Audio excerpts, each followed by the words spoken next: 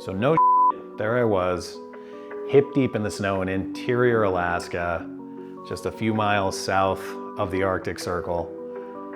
And it was negative 30 degrees outside.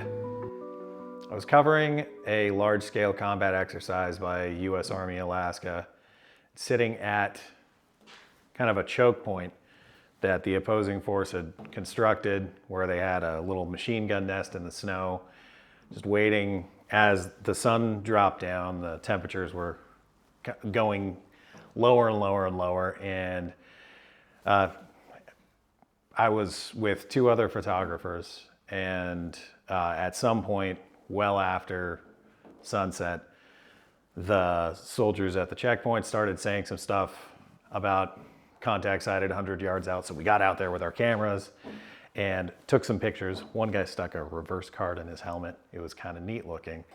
Took some pictures, mostly lit up just by gunfire, which made for a very technically complex and interesting environment. There's a little bit of shooting through night vision goggles, machine guns going off, people shouting all kinds of stuff.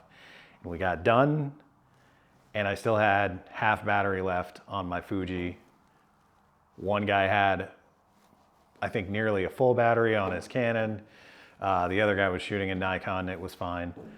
All three of our camera bodies, perfect, covered, sprayed with snow, so we just kind of shook them off, but still perfectly functional. Then we hopped into our truck, drove out of there, took some pictures of the Northern Lights, handheld no less, went back to base, processed our stuff, and then I got up the next morning to take pictures of the sunset with the same camera, sunrise with the same camera.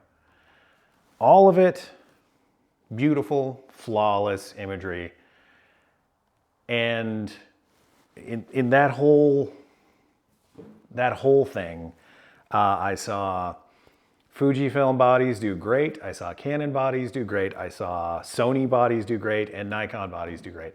All of them. In fact, I even took this Leica R7, in no way weather sealed, and it performed fantastically. And another photographer out there had a Mamiya RZ67 and 0 issues.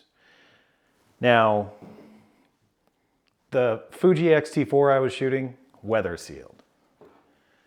This Fuji X100V right here, weather sealed, as long as you keep a filter on the front. Not weather sealed. This thing is basically, as you can see, just cardboard with texture and paint on it. There isn't a lot to fail, but if the cardboard fails, all of your film is getting exposed. If you took this out in a rainstorm, this whole box would get soaked and your camera would be destroyed.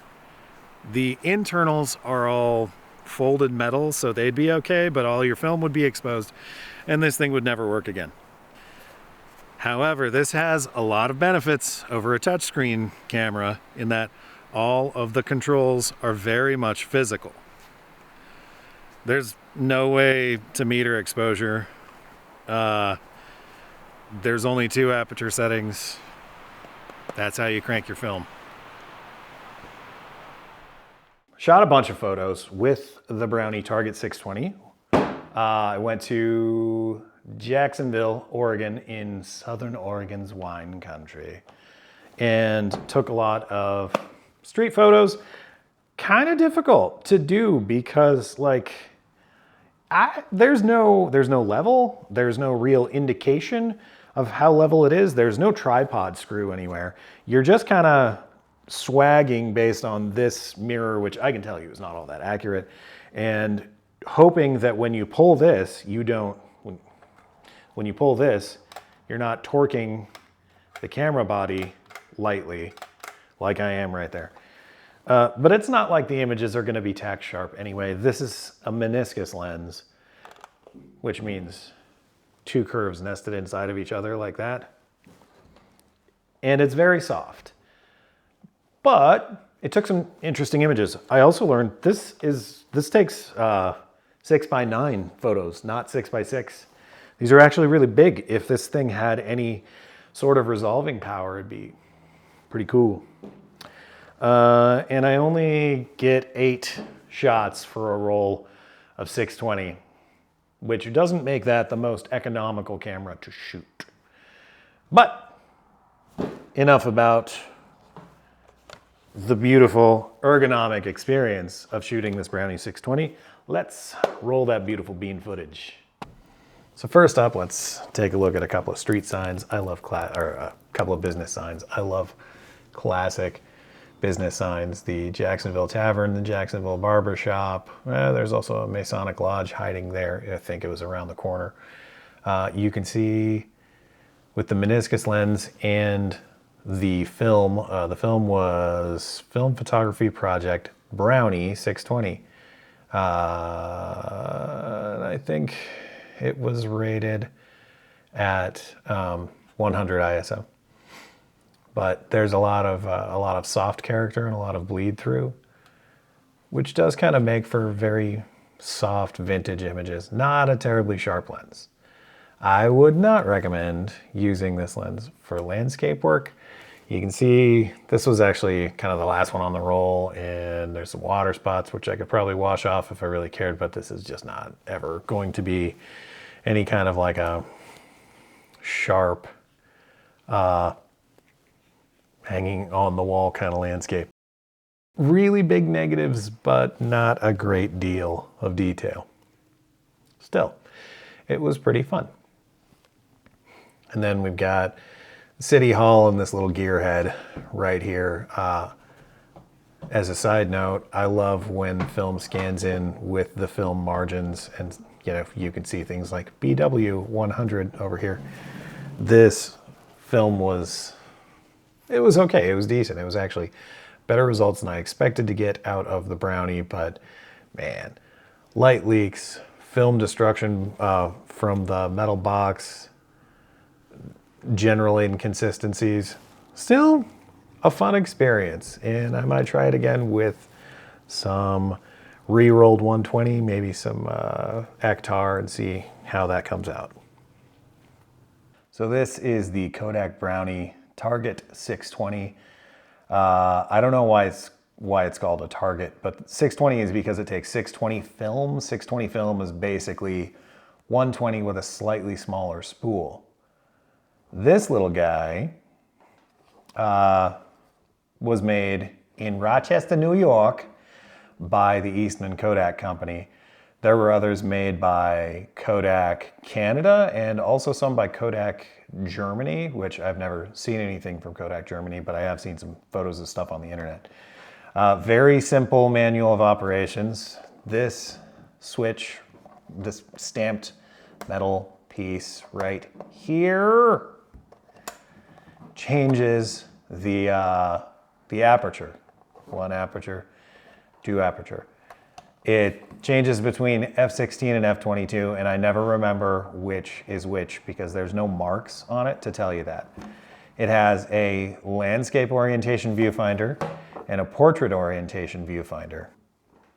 They're kind of neat.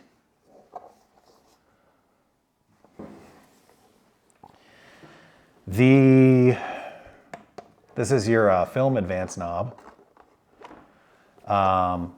It has I think this little guy right here switches between bulb and interval. This is with it in.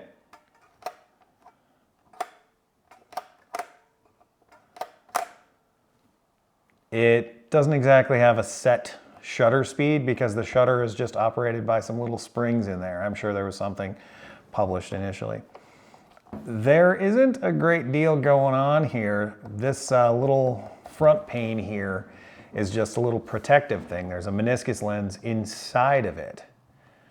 To get in there, you have to get past these tiny little hex cap screws. These things are like jeweler's screws. To unscrew them, I just used the pad of my finger because like tools would be ridiculous for this thing, and I don't have jeweler's tools. I did a kind of an ersatz CLA on this thing. I did clean it. I took off the front, cleaned it, reattached one of the mirrors that had fallen off, and give a few drops of oil to the rusty old springs that are responsible for that little snapback in there. To change the film, you pull out the rewind knob. It's very easy. They used to give these things to children. Children back in the day could lift one car by themselves while they were making 2 cents an hour. You pull out this pin and then separate the cardboard box and the rest of it. So, one spool.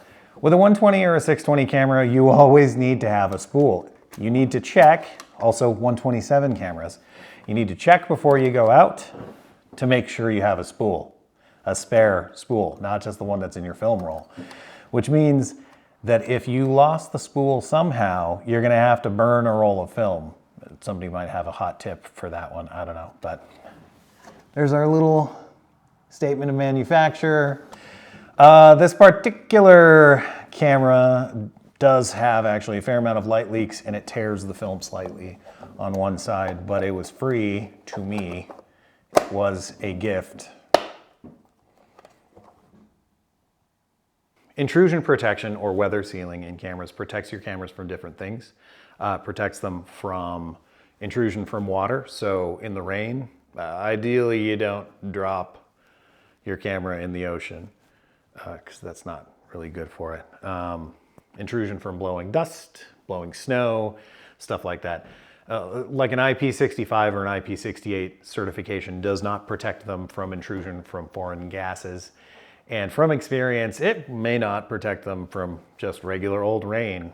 I took a camera out on a cruise to go see some glaciers, and I got back and there was condensation all throughout the whole thing, despite being a weather sealed camera. So don't just leave your camera out in the rain.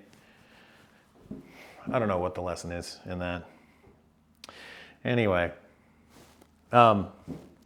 one of the big things that I learned when shooting in and near the Arctic is that a lot of things go bad with cameras when they get cold. One of the first things that goes bad is the battery, but the thing that might actually be the first thing that goes bad and can give the battery a run for its money is any LCDs on the camera. So any touch screens, like on this X100V, the whole back of this is a touch screen, but it does have physical controls. I took out a couple of Blackmagic Ursa 4.6K G2s into some very, very cold weather, somewhere around -40, which, fun fact, is the same temperature in Fahrenheit and Celsius. But the battery didn't die first because I had a nice little cozy knit thing on the battery to keep it warm. No, the LCDs died first. They started getting kind of red and sluggish, and then funny little lines started coming up on them. I was still recording, the sensor still worked, but I couldn't tell what was going on. If you have a camera that is all touchscreen controls, don't use that in that kind of cold. In regular cold, you're probably fine. Batteries, lithium batteries start to drop at about 4 degrees, 14 degrees, somewhere below freezing. And they taper very, very sharply off after that. You might take your beautiful metal-bodied camera out into the snow, say you're going to take some pictures of Eagle River in the Anchorage borough, and you realize that after your 10th shot, your battery is completely dead and it was just freshly charged. That's because the capacity and the potential capacity of lithium batteries drops significantly in the cold. One way to keep that from happening is to keep your camera warm. Another way to do it is have a camera that's capable of being powered off of power delivery. I love these Fuji films for that. You can have a big power bank, stick it in your backpack, preferably under some kind of insulation, just run a USB-C cable, up to your camera and shoot for, you know, nearly all day that way. Also, I did see an article that Sony is working on creating some cold weather resistant batteries.